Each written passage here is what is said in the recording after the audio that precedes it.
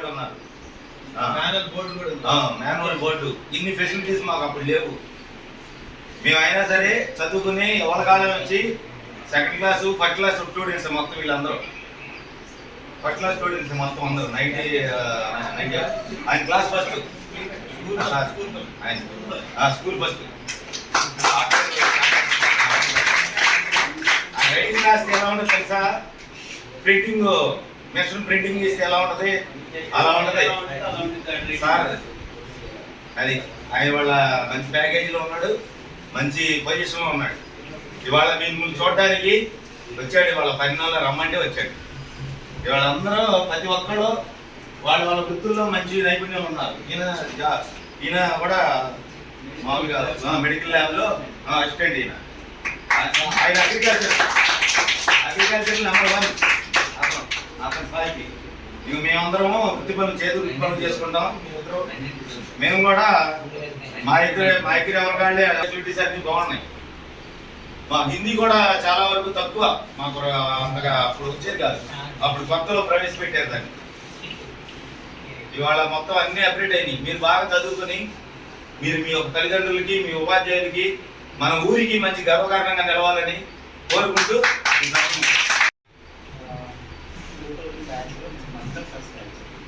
కానీ నాకు 500 మార్కులు కూడా రాలేదు. ఆ రోజుల్లో 495 మార్కులకి నేను 10,000 మార్కులు ఫస్ట్.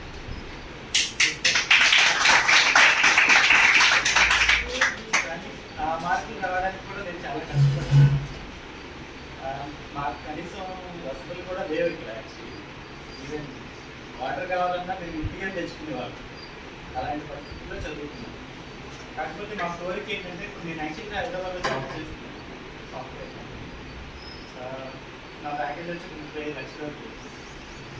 నేను ఒక 2 years యూఎస్లో కూడా ఉండొచ్చు.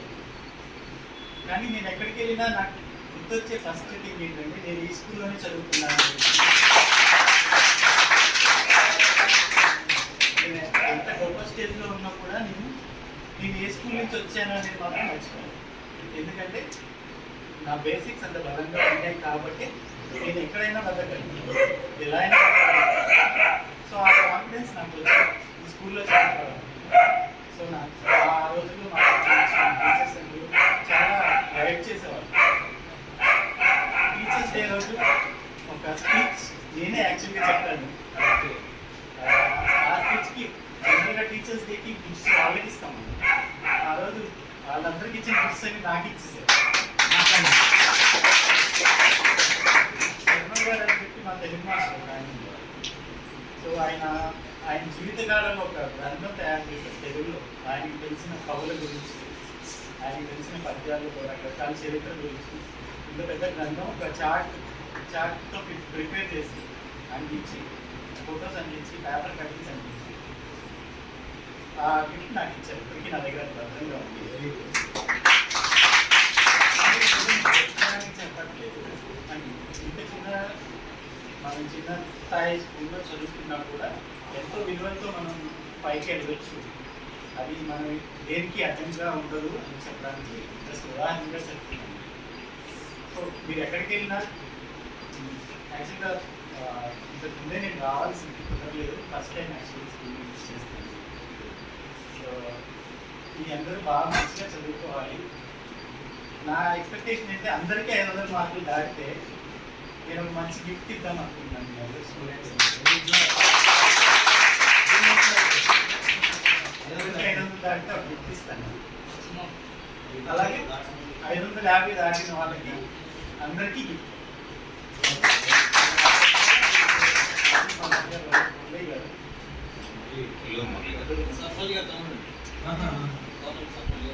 ఆయన పేరు నేను 550 దాటిన ప్రతి వ్యక్తికి నా తరఫున సొంతగా ప్రైజ్ మనీ ఇద్దామని అనుకున్నాను.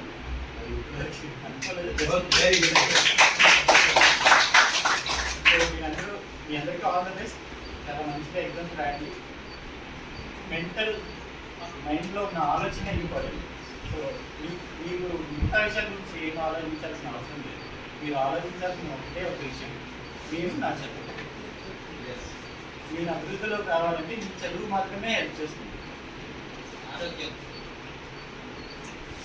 ఆరోగ్యం ఆటోమేటిక్గా చదువుతో పాటు నేర్చుకుంటారు కాబట్టి. సో మీ మైండ్లో ఎగ్జామ్స్ కాదు, ఎగ్జామ్స్ ఉన్నంత కాలం ఒకటే రన్ అవ్వాలి. నేను నా చదువు, నా భవిష్యత్తు. Thank you. అక్కడ చిన్న వయసు అయినా ఎలా మాట్లాడుతున్నాడు, చేతులు కట్టు ఇదే ఉబ్బే హీరో నేషనల్ ఏంటంటే నేర్చుకోండి కొంచెం. ఆ చిన్నతనం నేర్చుకున్నాడు ఒక మంచి పొజిషన్ ఉన్నాడు. Okay right. ఈ పిల్లలు అంటారైనా ఎక్కువ డిస్కషన్ చూడద్దు ఇంకా వెళ్ళిపోతుంది. విషయం ఏంటంటే మీకు ఉన్న జనరేషన్కి క్లాస్ బీకి అంత స్కీమ్ లేదు, అందరూ బాగానే గ్రోత్ ఉంది. కాకపోతే ఇది తొలిమెట్టు, మీ లైఫ్కి తొలిమెట్టు. ఇది జాగ్రత్త పడితేనే నెక్స్ట్ మెట్టు ఎక్కుతారు. ఎక్కడ డల్లేరండి ఏముండదు, ఇటెళ్ళాలి తెలియదు, ఏ మార్గం తెలియదు, ఇక్కడే ఆగిపోతారు. ఈ మెట్టులో జాగ్రత్త ఉంటే నెంబరు మార్క్స్ అనేది మార్క్ జస్ట్ అది ఒక పాయింట్ ఏదో మనకు చాలా గుర్తింపు అంతే. అది ఏంటంటే 5 మార్కులు వచ్చినట్టు మార్క్స్ బాగా అంతే ఓకే. మెంటాలిటీ అనేది స్కూల్ నుంచి మొదలు. ఇక్కడ రాక పడిందా 10th క్లాస్ రాస్తున్నారు బాగా. ఇప్పుడు మా ఊరు చెప్పాడు రాజేష్, అప్పుడు ఆ స్కూల్లో మా హెడ్ మాస్టర్ రిటైర్మెంట్ 500 దాటినట్టు కల్లా మంచి గిఫ్ట్ ఇస్తానని చెప్పి సార్ చెప్పారు. అందరం ట్రై చేసాం. ఆఖరికి మా క్లబ్ స్టూడెంట్ కూడా ట్రై చేశారు. కాకపోతే 500 మార్కులు అనేది రీచ్ కాలేకపోయాం నేను ఎవరు.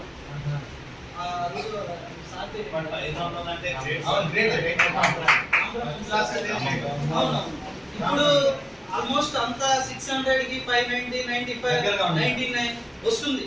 కానీ వస్తున్నాయి కానీ పిల్లల్లో ఎవరిలో ఏం స్టఫ్ ఉండదు. ఎందుకంటే మా దగ్గరికి ఎంబీబీఎస్ పిల్లలు వస్తున్నారు, జస్ట్ నీట్ ఒకటే క్వాలిఫై అవుతున్నారు. అక్కడికి వచ్చి చూస్తే వాళ్ళకి 200 తారాలు ఏమీ రాదు, బేసిక్స్ లేవు. మేము ఆ రోజు చాలా స్ట్రగుల్స్. మీకు ఇక్కడ పాత బిల్డింగ్ ఒకటి కనిపించేది, ఐడియా ఉన్నాయా మీకు? చూసారా? ఆ పాత బిల్డింగ్ లో మేము బెంచెస్ కూడా ఉండే కాదు. మాకు కొన్ని క్లాసులు బెంచెస్ ఉండే, కొన్ని క్లాసెస్ బెంచెస్ ఉండకపోయేది. అయినా కూడా మేము ఆ రోజు ఉన్న సిచ్యువేషన్ ఏంటంటే మేము ప్రైవేట్ బయటపడికి చదువుకోలేక, అప్పుడు ఆల్మోస్ట్ మా ఫ్రెండ్స్ అంతా తెలిసే ఉంటుంది, మేమందరం తెలిసే ఉంటాం. మేము మిడిల్ క్లాస్ కూడా కాదు, బిలో మిడిల్. కాబట్టి ఇక్కడికి వచ్చిన ప్రతి ఒక్కరికి మరి అన్నోళ్ళు మీకు చాలా విషయాలు చెప్పారు. చాలా విషయాలు ఎడ్యుకేషనే కాదు, సమాజంలో మీరు ఎలా బతకాలి, మీ తల్లిదండ్రులు ఎలా గౌరవించాలి, పెద్దలు ఎలా గౌరవించాలి, ఉపాధ్యాయులు ఎట్లా గౌరవించాలి, మీరు ఎలా జీవించాలి, మీరు ఇప్పుడు ఎట్లా ఉండాలి, భవిష్యత్తులో ఎట్లా ఉండాలి, ప్రతి అంశాన్ని టచ్ చేశారు. ఏ అంశాన్ని వదల, ప్రతి అంశాన్ని టచ్ చేశారు. ఈ అన్న ఈరోజు 35 లక్షలు యానం మన హెచ్ఎం గారి కూడా డ్రా చేయాలి. 35 లక్షలు 35 లక్షలు తీసుకుంటున్నాడంటే పెద్ద అధికారి.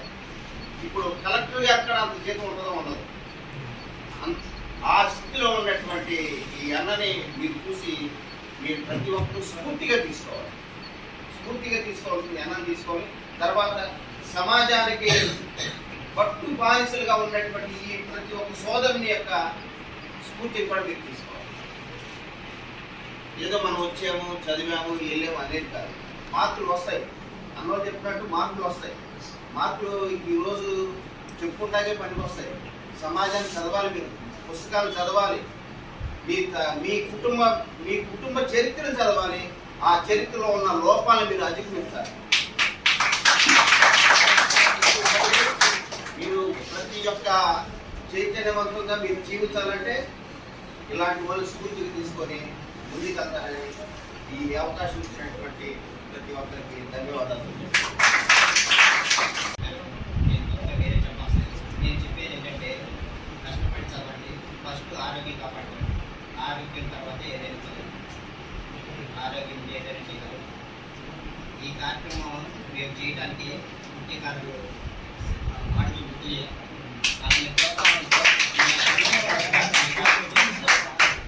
2022లో మా క్లాస్మేట్ మానిపట్ల చేసింటారు అని చెప్పి అతను ఎప్పుడు కాకపోతే మా బ్యాచ్ తరఫున కొంత విరాళం చేశాం.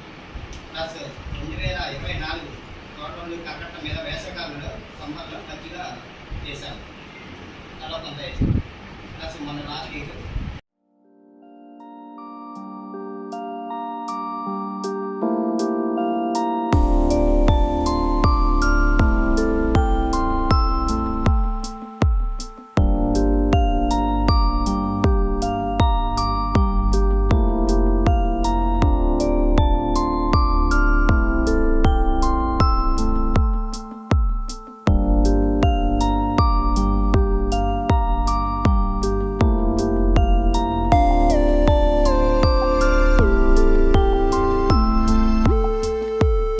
Thank you.